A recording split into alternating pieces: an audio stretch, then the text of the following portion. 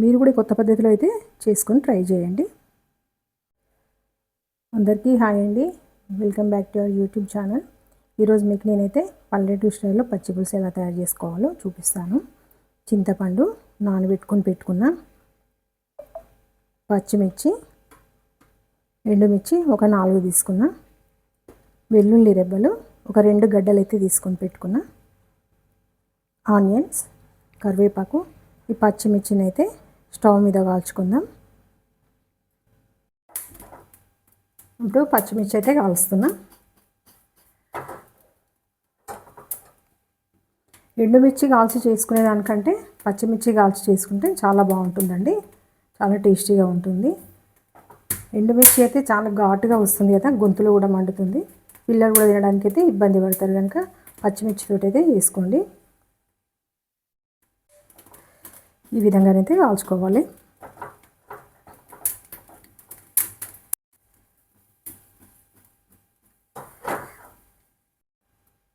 పచ్చిమిర్చి అయితే కాల్చుకోవడం కంప్లీట్ అయింది.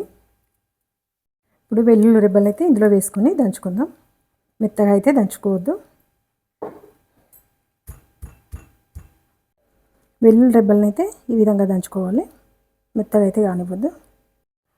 ఇప్పుడు పులుసులోనైతే సాల్ట్ వేసుకుందాం. మన రుచికి తగినంత వేసుకోవాలండి.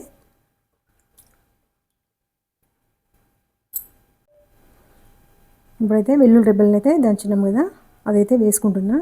మనమైతే ఆనియన్ బదులైతే ఇది వేసుకుంటున్నాము. దీంతో అయితే చాలా టేస్ట్ వస్తుందండి. ఇప్పుడైతే ఒకసారి అయితే ట్రై చేసి చూడండి. 2 గడ్డలు తీసుకున్నా. మనం స్టవ్ మీద కాల్చినవి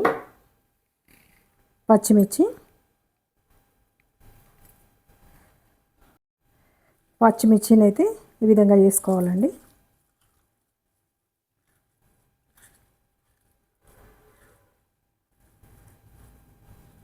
మనం రోట్లో వేసి దంచినా పర్లేదు, మెత్తగా కానియకుండా.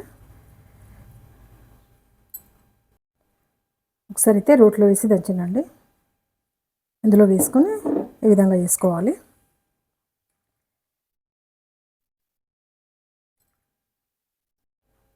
సాల్ట్, పచ్చిమిర్చి వేసినాం కదా, పచ్చిమిర్చి కాల్చుకొని వేసుకున్నాం కదా, కరెక్ట్గా అయితే సరిపోయిందండి.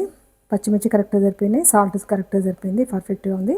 ఇప్పుడైతే మనం తాలింపు పెట్టుకుందాం. తాలింపు అయితే పెట్టుకుందాం.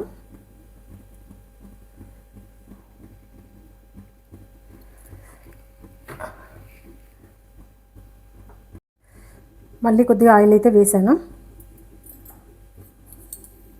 ఇప్పుడైతే ఆవాలు వేసుకుందాం. జీలకర్ర,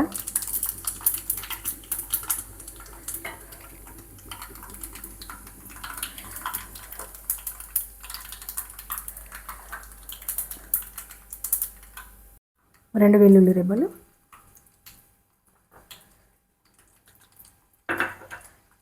ఎండుమిర్చి ఒక 2 వేసుకుందాం.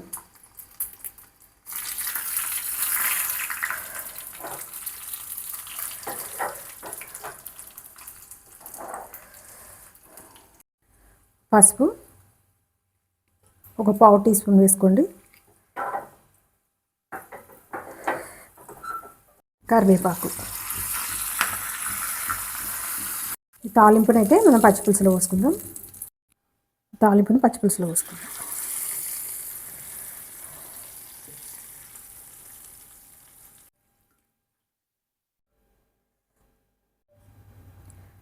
ఆనియన్స్ అయితే సన్నగా కట్ చేసుకొని ఇందులో వేసానండి.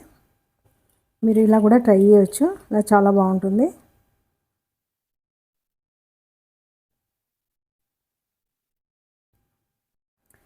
ఈ పచ్చి పులుసులను అయితే చాలా రకాలుగా చేసుకుంటారు కదండి, అందులో అయితే ఇది ఒక పద్ధతి.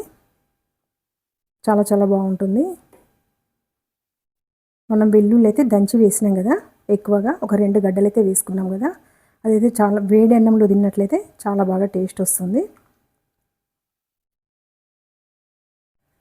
ఈ పచ్చి పులుసు అయితే వేడి అన్నంలోకి మనం తిన్నట్టయితే చాలా చాలా బాగుంటుందండి, చాలా టేస్టీగా ఉంటుంది.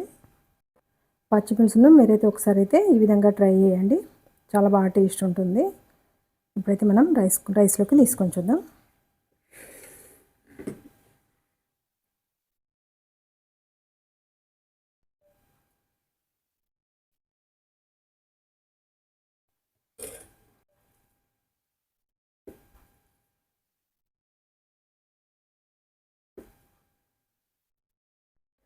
పచ్చిమిర్చిని అయితే మనం స్టవ్ మీద కాల్చుకున్నాం కదా, పచ్చిమిర్చి కాల్చుకొని మనం అల్లం వెల్లుల్లి రెబ్బలను అయితే దంచుకున్నాం కదా, చాలా బాగా టేస్ట్ ఉందండి.